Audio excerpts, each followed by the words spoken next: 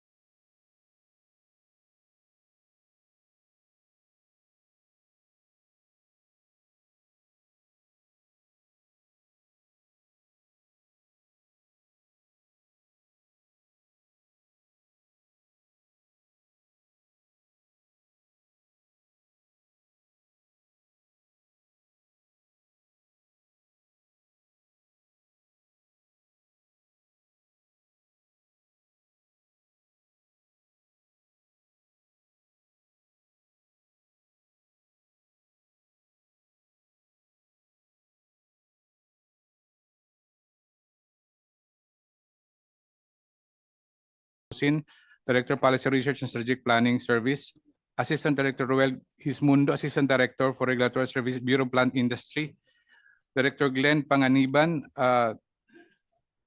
Director Cyrene Torres from the Office of the General Secretary, Attorney Marie Ann Christian Baltasar, Chief of Staff, Office of the Secretary for Livestock, Director Chloe Di Matulac, Meat Control and Inspection Officer, Dr. Jonathan V. Sabiniano, National Meat Inspection, Engineer Raymond R. Andres, PhilMec. From the Department of Agriculture, National Organic Agriculture Program, NOAP, Bernadette F. San Juan, Director, with Raymond Balkin and Mitzi Ponsalan. From the Department of Economy Planning and Development, DepDev, represented by Rory J. S. Dacumos. From the Department of Finance, represented by Asik Neil Cabiles. From the Department of Trade and Industry, Iris Garin, Senior Trade Industry Development Specialist, Consumer Protection Advocacy Program. Mr. John Michael Camun, Trade Industry Development Specialist, Supply Chain and Logistics Group.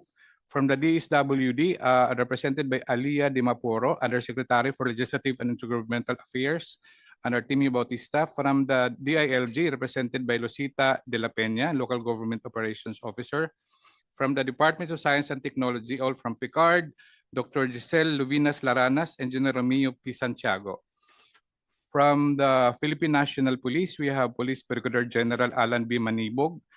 From the Philippine Statistical Authority, Merdelito T. Doloreto, Supervising Statistical Specialist, Abelia Regal, Hazel May Ramos, Maria Clarenda E. D. Guzman. From the Cooperative Development Authority, Attorney Paula Bianca E. Loyola. From the Institute of Plant Breeding, UP Los Baños, Director Elmel E. Nicola, Verma Ria Lee, and Noel B. Lumbo. From the Philippine Chamber of Agriculture and Food, Danilo V. Fausto, the President. From the Transport Groups, Association of International Shipping Lines, Patrick Ronas, President.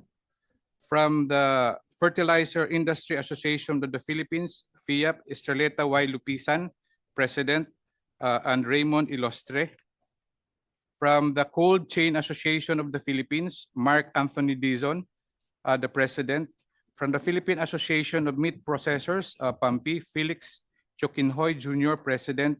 And from the Sargent Federation of Fishing and Allied Industries, Ken Recteng, the President, with Rosana Bernadette B. Contreras.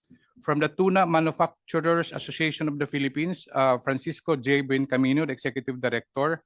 From the Sargent Shrimp Stakeholders Association Incorporated, Richie Rich Tan, President, with William De La Cruz and Eileen De La Cruz. From the United Broiler Raisers Association, Attorney Elias Jose Ensiong. From the Rural Rising Philippines, Ace Estrada II, the founder, with the co-founder, Andy Estrada. From the Gawad Kalinga Community Development Foundation, Chelsea Athena S. Paterno, Director of Partnerships. From the Community Pantry PH, founder and organizer, Ana Patricia Patreng Nun, with Attorney Maria Cristina Conti and Emilio Jose Aceremo. From the Scholars of Sustenance Philippines Incorporated, we have Rachel Marie Hugh Luna, the Country General Manager, with Eleanor E. De Gracia. From the Slow Food International, Ramon Oy Jr., International Counselor for Southeast Asia International Federation of Organic Agriculture, Movement Asia, together with Ramon Ike Villaneres, the journalist. Mr. Christopher Fadriga from Chris Acrilio AgriVentures.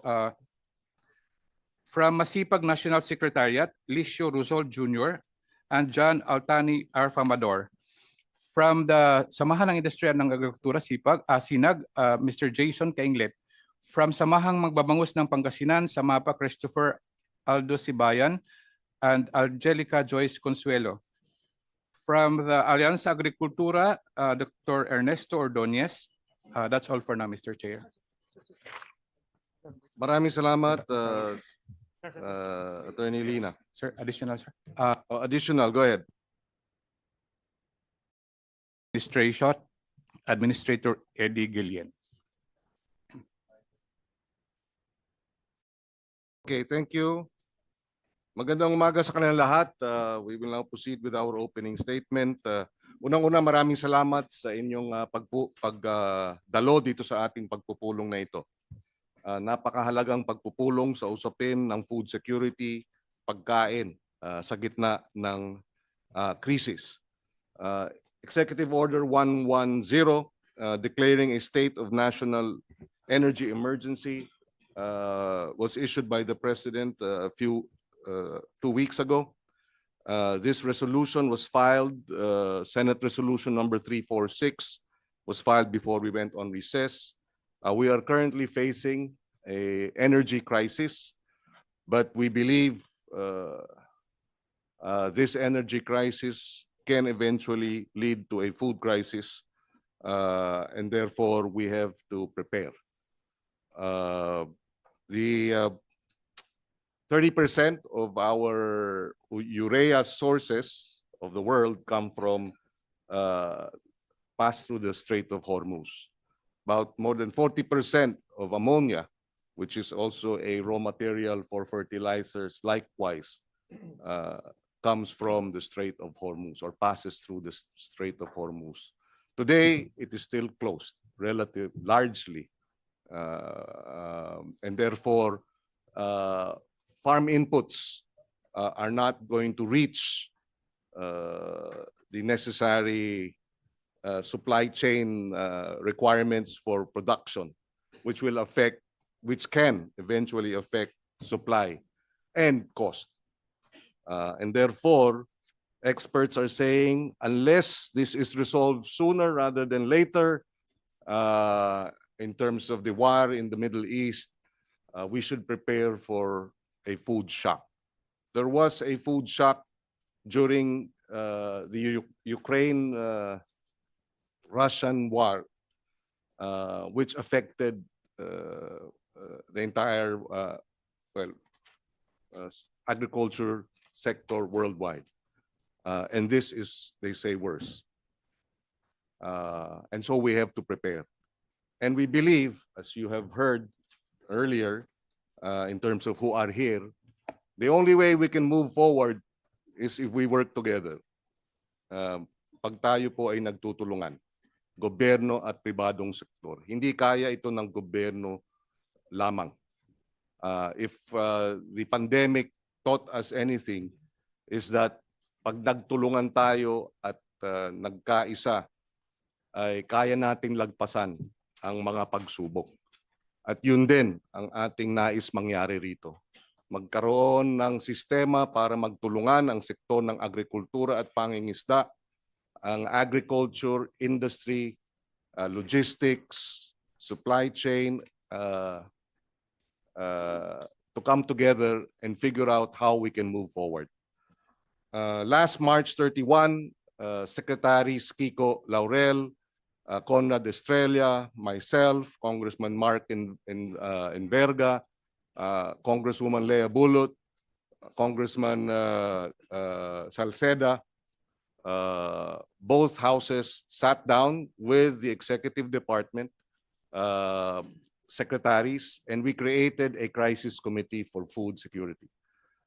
We will, after this hearing, suggest to Secretaries Kiko and Secretary Conrad that we include representatives of the private sector in this Agri-Agra Crisis Committee.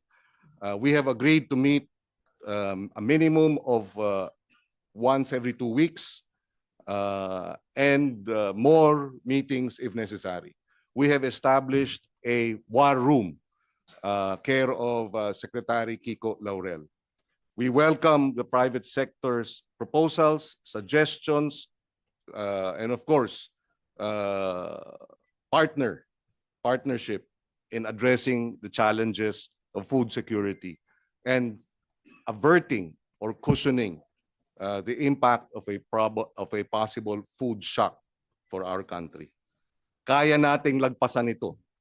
Ang kinakailangan lamang ay proactive at participatory at mamomobilize hindi lamang ang gobyerno, kung hindi ang mas malawak na pribadong sektor sa hanay ng agrikultura at pangingisda.